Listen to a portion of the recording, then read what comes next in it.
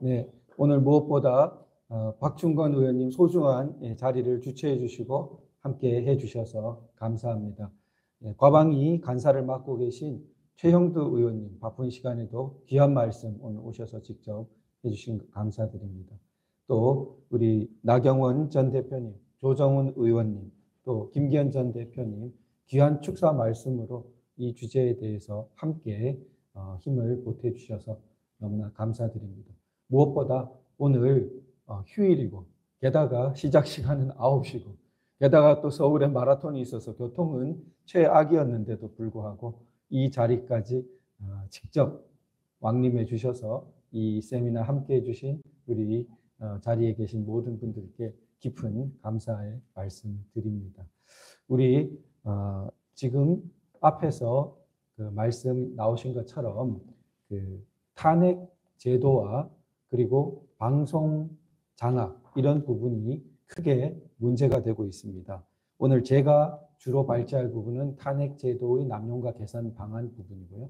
그리고 우리 KBS와 MBC의 이 어두운 방송계에서 각각 이 별처럼 빛나고 계신 두 기둥과 같은 우리 이영풍 KBS 전 기자님, 또 우리 오정환 MBC 전 삼노조 위원장님, 보도본부장님 함께 해주셔서 뒤에 이제 발제 맡아주시는데 미리 감사드립니다. 우리 발제 자료집을 다 받으셨을 텐데요. 거기 25페이지 한번 봐주시면 감사하겠습니다. 25페이지 봐주시면 표가 나와 있습니다. 그래서 현 정부 취임 이후 탄핵 발의 내역이 나와 있는데요. 17건 이렇게 표로 정리되어 있습니다. 아까 말씀 나오신 것처럼 22대 국회 이전에 우리나라 76년 헌정사에서 약 20건 정도밖에 한 국회당 하나 정도밖에 탄핵이 발의되지 않았던 것이 지금 불과 2년 사이에 17건, 우리 헌정사 전체 탄핵 발의 수의 44.7%, 그러니까 약 절반이 이 2년 사이에 벌어진 것입니다. 숫자상만 보더라도 얼마나 비정상적인지 우리가 확인할 수 있습니다. 여기 17건 내용을 보시면요. 안건에서 검사에 대한 탄핵이 또 한 절반 차지하고 있습니다.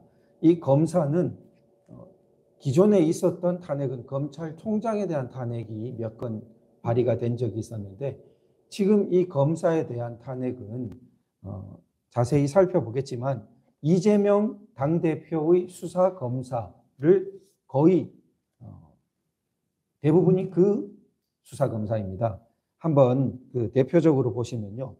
그 이정섭 검사는 2번이나 탄핵이 발의됐습니다. 이정섭 검사는 대표적으로 지금 자신들이 약점이라고 생각하는 대북 송금 수사를 총괄했던 검사입니다. 2번이나 발의했죠. 자, 그리고 최근 들어서 7월 2일 날 한꺼번에 4명을 아주 후한무치하게 그 탄핵 발의를 했는데 강백신, 김영철, 박상용, 엄희준 모두 이재명 대표 수사에 그 관계된 검사분들입니다. 그 강백신 검사 경우에는 우리 대선 개입 여론 조작 부분에 이 수사를 의혹 수사를 맡았고요.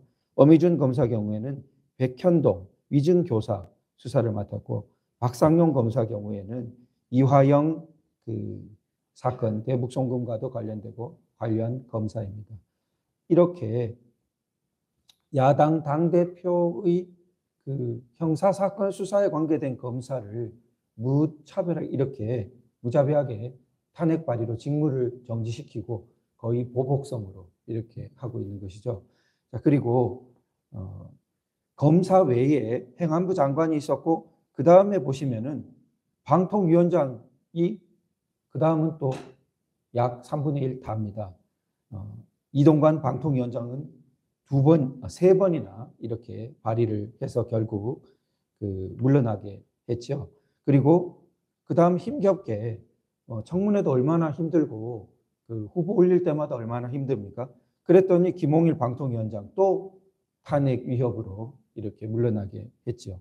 그리고 갖은 그 수모를 주면서 이 거의 고문성 청문회를 해가지고 이진숙 방통위원장 아까 말씀 나온 것처럼 직무를 개시한 지 하루 만에 발의를 하고 이틀 만에 의결을 해버렸습니다.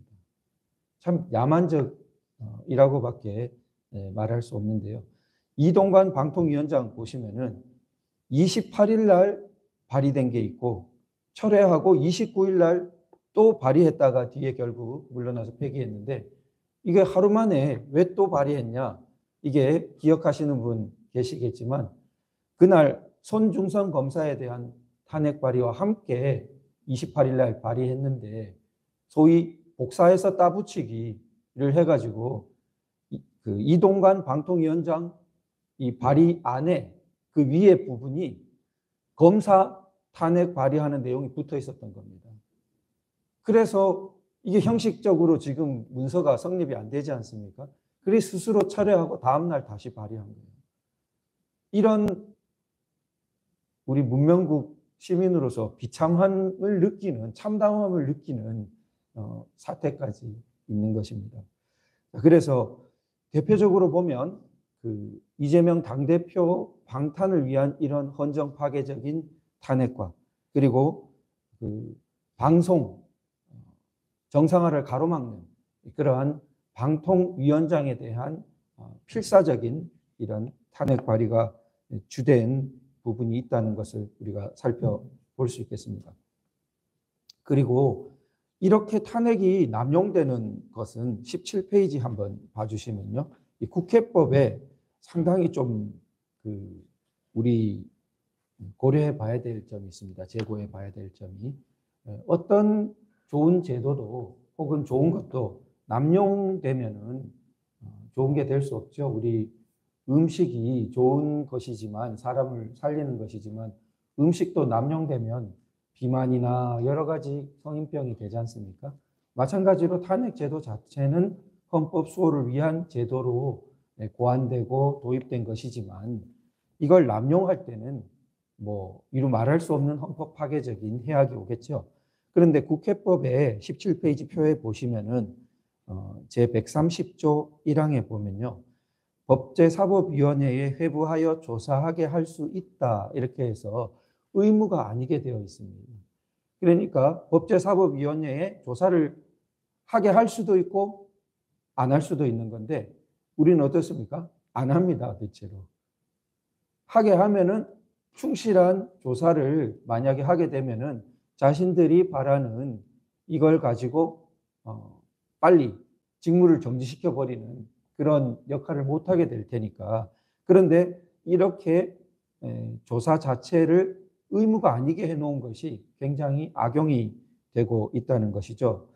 그 134조 밑에서 표에서 셋째 줄 보시면은 소추 의결서가 송달되었을 때는 그 권한 행사가 정지된다. 무조건 정지되는 겁니다. 그리고 대통령이 아닌 이러한 고위공직자에 대한 탄핵은 과반수로 의결이 돼버립니다. 그러니까 형식상으로 만약 남용을 견제하지 않으면은 과반수 이상 다수당은 자기 마음대로 직무정지 시켜버릴 수 있는 겁니다. 그리고 탄핵 심판해서 기각되어도 그 직무정지 기간 동안에 손해가 이루 말할 수 없을 거 아닙니까? 국가적으로. 자신들의 정치적 목적은 이미 달성되는 거죠. 이렇게 이제 남용 악용될 소지가 있는 것이죠. 그리고 그 130조 2항을 보시면요.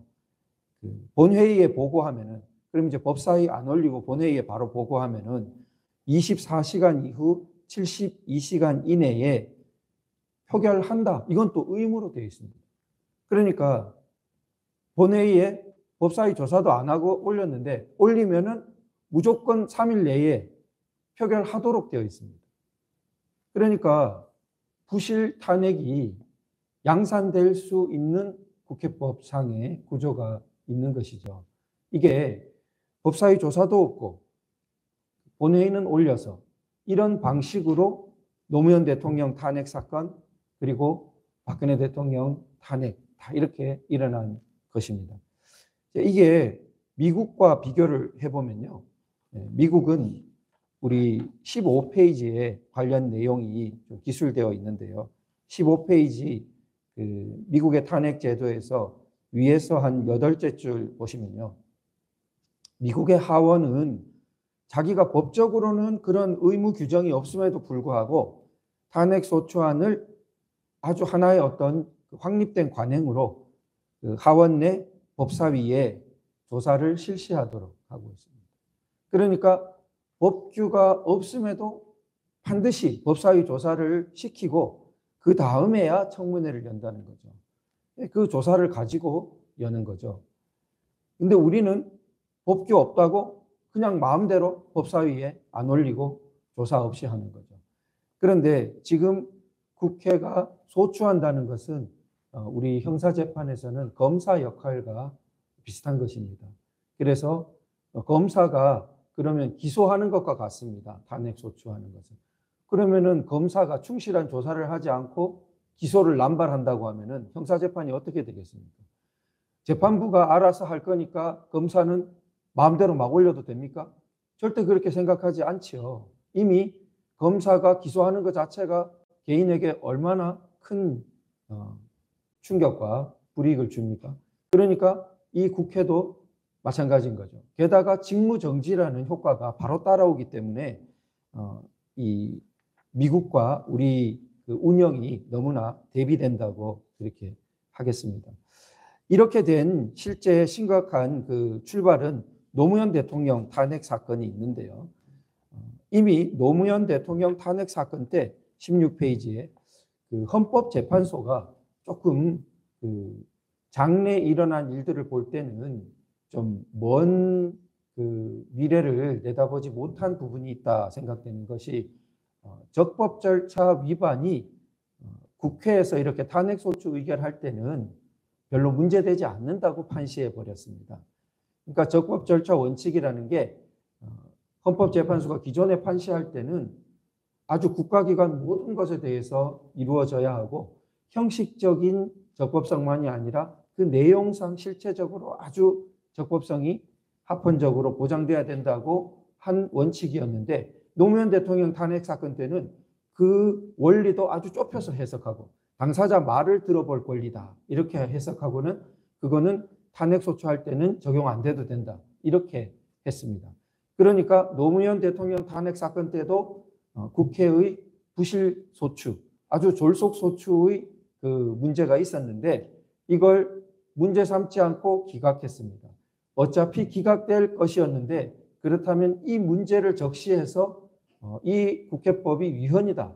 그러니까 나는 이 사안을 각하한다. 위헌적인 법에 의해서 소추됐기 때문에 혹은 소추 과정이 너무나 졸속으로 위헌적이다. 그래서 이것은 본안심판보다 각하돼야 되겠다. 물론 본안심판적인 내용은 막 적어놓으면 됩니다.